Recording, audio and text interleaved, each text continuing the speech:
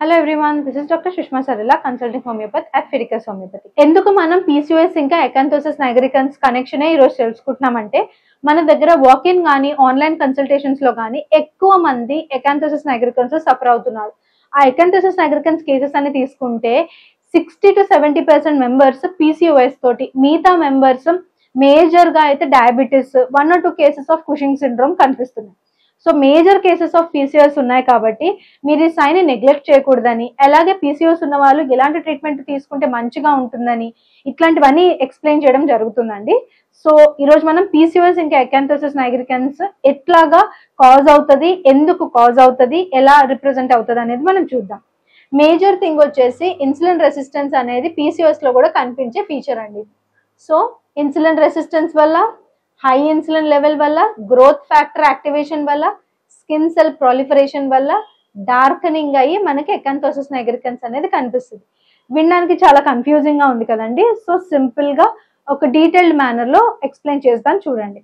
మనం ఎప్పుడైతే పీసీఓఎస్ తో సఫర్ అవుతున్నామో, ఓకేనా, లేదంటే starting stages of undiagnosed PCOS ఉన్నా, లేదంటే not even fully developed PCOS ఉన్నా, కొంతమందిలో స్ట్రెస్ వలన, లైఫ్ స్టైల్ వలన, నిద్ర లేకపోవడం వలన ఏమవుతుందంటే మనకి బాడీలో నేను ఏమైనా ఒక చాక్లెట్ తిన్నాను అనుకోండి, నా బ్లడ్ షుగర్ అనేది పెరుగుతుంది.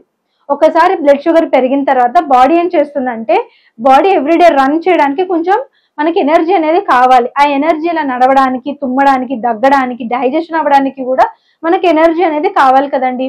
సో ఎనర్జీ ఎలా అవుతుంది, సెల్ లోపల వర్క్ అయ్యి మనకి ఈ తీసుకున్న గ్లూకోజ్ సెల్ లోపలికి వెళ్ళి సెల్ దాని పని అది చేసుకోవడం వల్ల మనకి ఎనర్జీ అనేది జనరేట్ అవుతుంది, ఏటీపీ జనరేట్ అవుతుంది అనమాట. సో నేను చాక్లెట్ తీసుకున్నాను, నా బ్లడ్ షుగర్ 80 ఉండింది. చాక్లెట్ తీసుకున్నాక నా బ్లడ్ షుగర్ 150కి వెళ్ళింది. దాన్ని మళ్ళీ 80కి చేయడానికి మన బాడీ ఏం చేస్తుందంటే, బ్రెయిన్ ప్యాంక్రియాస్ కి చెప్తుంది నువ్వు ఇన్సులిన్ రిలీజ్ చేయమ్మా అని. సో ప్యాంక్రియాస్ ఏం చేస్తాయి, బీటా సెల్స్ లో నుంచి ఇన్సులిన్ అనేది రిలీజ్ చేస్తుంది. ఇన్సులిన్ ఏం చేస్తుందంటే, ఓకే ఇప్పుడు 80 ఉండింది కాస్త 140 130 అయ్యింది. సో నేను ఇది మళ్ళీ ఏదైతే ఎక్సెస్ అమౌంట్ ఉందో దాన్ని నార్మల్ కి తేవాలి అంటే, ఈ ఎనర్జీ ఏదైతే ఉందో, ఈ షుగర్ ఏదైతే ఉందో నేను బాడీలో డిఫరెంట్ పార్ట్స్ కి సప్లై చేయాలి అని అనుకుంటుంది.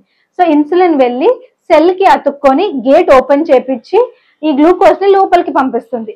బట్ పీసీఓఎస్ లో కానీ, కుషింగ్ సిండ్రోమ్ లో కానీ, లేదు అని అంటే ఆటోఇమ్యూన్ డిసార్డర్స్ లో కానీ, క్రానిక్ స్ట్రెస్ లో ఉన్న వాళ్ళలో ఏమవుతుందంటే, ఇది లాక్ అండ్ కీ లాగా అనుకోండి.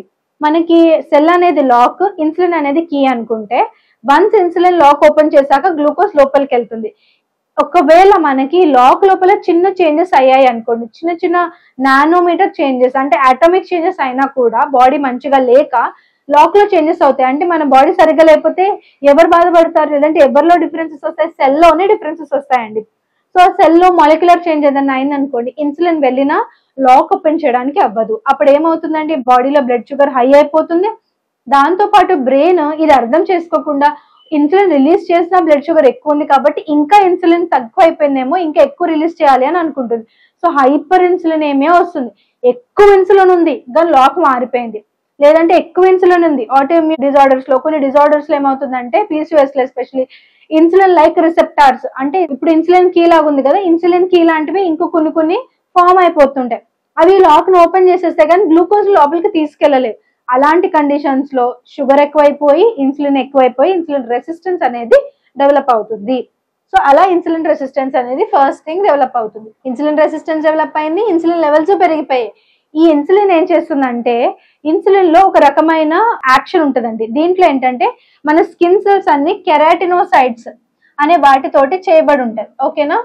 ఈ ఇన్సులిన్ ఏం చేస్తుందంటే కెరాటినోసైట్స్ ని తొందరగా మల్టిప్లై అయిపోయేలాగా చేస్తుంది, ఓకేనా. సో మల్టిప్లై ఎక్కువ అయిపోతే ఏమవుతుంది, స్కిన్ లేతగా పల్చగా ఉండే స్కిన్ థిక్ అయిపోయి లెదరీగా, అంటే లెదర్ ఎట్లా అయిపోతుంది అట్లాగా థిక్ గా డార్క్ గా అయిపోతుంది అనమాట.